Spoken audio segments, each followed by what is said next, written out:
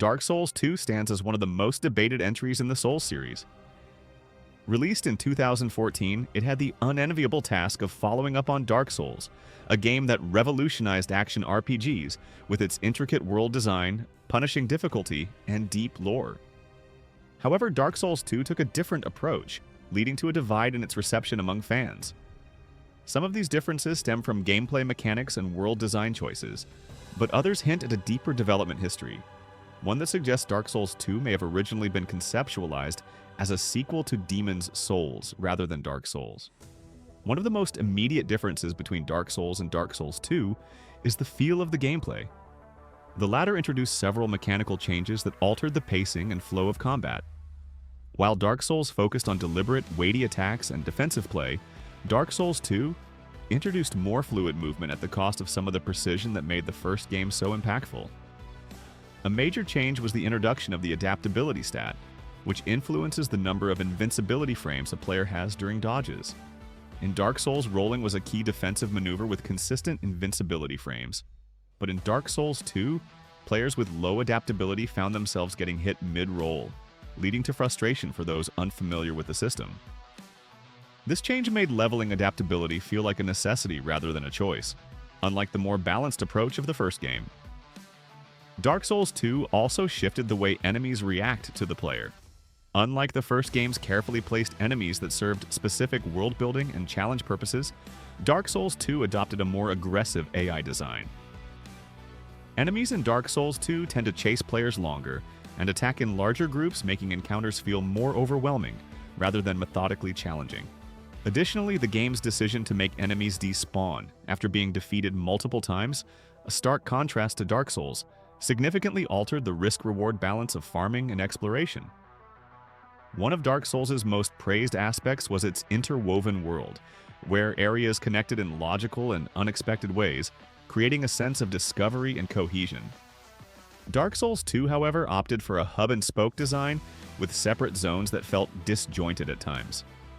The infamous transition from the Earthen Peak to the Iron Keep, where a poisonous windmill tower inexplicably leads to a castle in a sea of lava, is often cited as an example of poor world continuity. The sense of a connected, believable world took a hit with this approach. In contrast to Dark Souls, where every location was carefully placed to feel like a real, lived-in world, Dark Souls 2 prioritized variety in biomes and aesthetics over spatial logic. This change fueled the theory that Dark Souls 2 was not originally intended as a direct sequel to Dark Souls, but rather something closer to Demon's Souls in structure. A fascinating theory about Dark Souls 2 is that it was originally meant to be a true follow-up to Demon's Souls. Several elements support this idea. Like Demon's Souls, Dark Souls 2 lacks the seamless, interconnected world of Dark Souls, and instead leans towards separate zones connected by fast travel. This design is reminiscent of Demon's Souls' hub-based structure, where players accessed different realms from the Nexus. Not to mention that someone even found the Nexus or a similar structure in Dark Souls 2 game files, however, I'm not sure that's not a fake.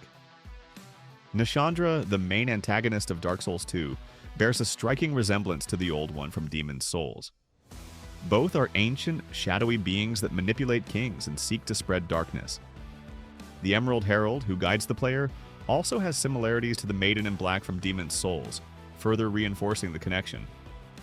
One of Dark Souls 2's most controversial mechanics was soul memory, a system that tracks all souls collected rather than just the player's level. This was a major departure from Dark Souls, but it bears similarities to Demon's Souls, where a player's soul level was the primary matchmaking determinant. Some fans believe that this system was originally intended as an evolution of Demon's Souls progression, rather than a continuation of Dark Souls' online play mechanics. The story of Vendrick, the fallen king of Drangleic, mirrors King Allant from Demon's Souls far more closely than anything from Dark Souls. Both kings sought power beyond their grasp, ultimately dooming their kingdoms. Unlike Gwyn from Dark Souls, who linked the First Flame, Vendrick and Allant were both tragic figures manipulated by external dark forces. Despite all these differences and possible alternate origins, Dark Souls 2 remains a unique experience. It attempted to build on Dark Souls' success while also integrating ideas that feel like remnants of Demon's Souls. The result was a game that, while mechanically deep and ambitious, sometimes felt like it belonged to a different lineage.